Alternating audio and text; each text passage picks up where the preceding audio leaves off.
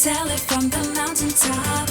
I will go and tell it, I will go and tell it from the mountaintop. Thank you for sending Jesus. He was born for all the world. You gave us so much love, and I'm telling all the world. I will go and tell it, I will go and tell it from the mountaintop.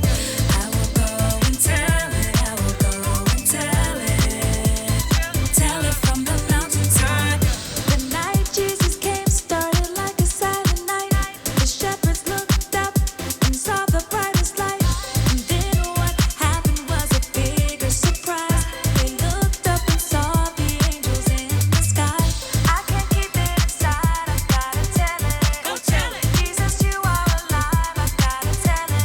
Go tell it. I will go and tell it, I will go and tell it from the mountaintop. I will go and tell it, I will go and tell it from the mountaintop. Go, go, go, tell it, go, go, go, tell it, go, go, go, tell it, go, go, go, tell it. Let's give it a try. Go tell it. Let's give it a try. Go tell it. I'm telling everyone, everywhere he's alive. Just like the angels singing in the sky. I can't keep it inside, I gotta tell it. Go tell it. Jesus, you are alive, I gotta tell it. Go tell it. I will go and tell it, I will go and tell it from the mountaintop. I will go and tell it, I will go and tell it from the mountaintop. Go, go, go, tell it, go, go, go, tell it, go, go, go, tell it, go, go, go, tell it. Thank you for sending Jesus. He was born for all the world. You gave us so much love, and I'm telling all the world. Welcome to Story Lab. This week, we're celebrating Christmas. Oh, and we're also doing this.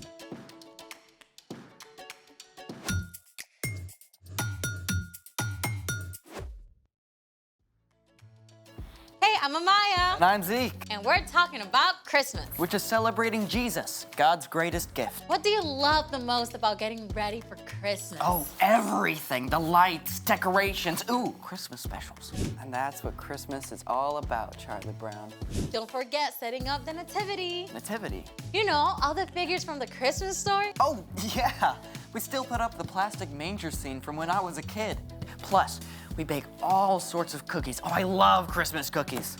Good, because we're going to do it all by building a gingerbread nativity. Oh, do we have to bake? Nope, but we do have to architect. Here we have all of our characters. We have Mary, we have Joseph, we have baby Jesus, and 1, 2, 3 wise men. What about the shepherds? The kid didn't have any shepherd. Oh, I'm turning this guy into a shepherd. The kid also didn't have any barns or stable or a shed. So we're gonna be using, Graham crackers. yeah, I mean, this is where our architectural skills really come in. Have you ever made a gingerbread house before? Yeah, but the icing never holds right. The pieces always slide or fall down. Not today, because today we're using sugar glue. I'm not seeing glue. Well, that's because we have to apply superheat until it melts like lava. Oh, that's cool. Let's make it. Remember, do not do this alone. Grab an adult to help. All right, first step, pour the sugar into a bottom-heavy saucepan. Thank you. All right, that should be enough to start. Step 2, place the sugar on a burner on medium-high heat. Definitely grab a grown-up for this part. Step 3, swirl the sugar and stir as it starts to melt. Thank you.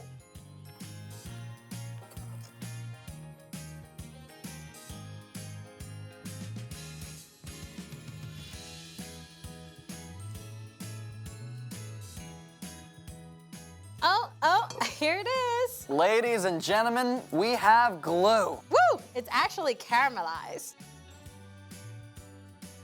Sugar, or sucrose, is a single molecule. When heat is applied, it kicks off a series of chemical reactions.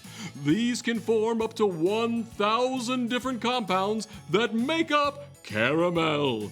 It's so complicated, scientists aren't even sure how it works yet. Step 5, keep your sugar glue warm while you build.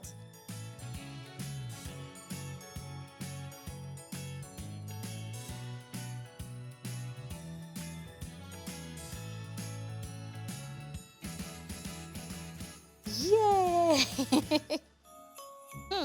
I think Frank Lloyd Wright will be proud. Who? Oh, the famous architect. Although I don't think Frank Lloyd Wright worked in gingerbread and sugar glue. Tasty though. Do we get to decorate? Yes, right now. And well, that turned out kind of, I mean, you can tell what it is, right? Away in a manger, one cookie for a bed. All right, it's time for The story before the story. Today, we're in the 3rd book of the New Testament, Luke. But before Luke, in the very beginning, out of love, God made an amazing world. But when people turned away from God, the world was broken. God made a plan to bless the whole world through the Israelites, but over and over, God's people would run to God and then pull away, just like a yo-yo. Then, foreign nations invaded and captured the Israelites. They must have wondered if God still loved them and if he had a plan for them. God spoke through prophets about the great rescuer God would send. And at last, after hundreds of years, God sent an angel to tell a girl named Mary she would have a very special baby. Which is where our story starts. Take it away. Hey, everybody. Hey, Brian. Okay, the stage was set.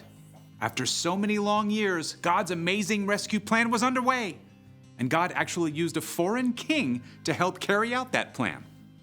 The Jewish people lived under Roman rule, and the Roman leader Caesar Augustus needed money for his fine palaces and large army.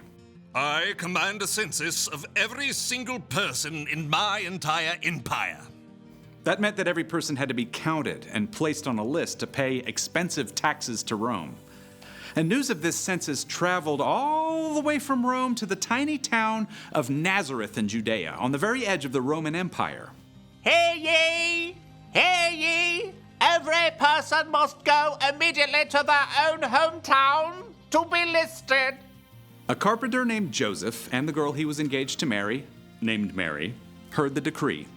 I guess I'll be making a road trip to Bethlehem. I guess we'll be making a road trip to Bethlehem. Both Joseph and Mary had been born into the family line of King David, so they would have to make the week-long journey to Bethlehem, the town of David, in order to be counted. Now, this was more than a little inconvenient, as Mary was nearly ready to have a baby whose birth had been announced by an angel. You will become pregnant and give birth to a son. You must call him Jesus. He will be great and will be called the Son of the Most High God. The trip from Nazareth to Bethlehem was about 70 miles, which is just a couple hours by car, but a whole week of travel on foot or by donkey. The journey was long and dusty. Camping out on the rough ground could not have been very comfortable for Mary. At last, Mary and Joseph saw the town of Bethlehem. They must have been ready for a hot bath and a quiet place to stay after that long journey. But the little town of Bethlehem was not so still and silent. Lots of other people had come to be counted as well. They filled every inn and guest room in town. There has got to be room for us somewhere. Have we checked with all of your relatives? Even my great Aunt Hulda and my third cousins, twice removed. Finally, the very last home that Mary and Joseph tried had a room. Sort of. They were offered a place to stay with the animals. I don't know about this. It's dry. It's warm, and this baby really, really, really needs a place to be born. So Mary and Joseph settled into their most unusual guest room, and there with the cows, moo, and sheep, meh, and chickens, pop, Mary's brand new baby boy was born. It's just like the angel told you. And his name? The angel said we must call him Jesus. Mary wrapped her baby tightly in long strips of cloth to keep him warm and cozy. There was no crib or cradle, so she placed him in a manger. The king of the entire world slept peacefully in the animal's feeding trough as Mary and Joseph looked on, and outside, the nighttime sky blazed with stars.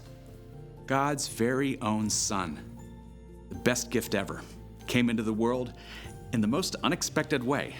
And the birth announcement, well, I'm just gonna save that for later. Most amazing birth story ever. You know, nobody understood it then, but this tiny baby was going to grow up to teach and heal and show people what God was like. And then Jesus would choose to lay down his life and the whole world to defeat death itself. That is some Christmas gift. Not exactly something you just find on an Amazon wish list. So, what's our part in the story? Well, our world gets wrapped up in hoping for so many different things, you know? We want everything from world peace down to a shiny new skateboard, and that's great. But in the middle of it all, be sure to remember the most important gift. Right. So find a quiet moment to thank God for the gift of Jesus and ask God to help you walk with Jesus every moment of the coming year. Yeah, because knowing Jesus is an amazing gift that you can open every single day. I think you've got it. So, Merry Christmas! Ho, ho, ho, ho! see you next Merry time. Christmas. Bye, Bye, Brian. So here's the thing. Jesus is the greatest gift. I think we need some sheep at the manger. Big, fluffy ones. Thanks for joining us in the Story Lab. Merry Christmas.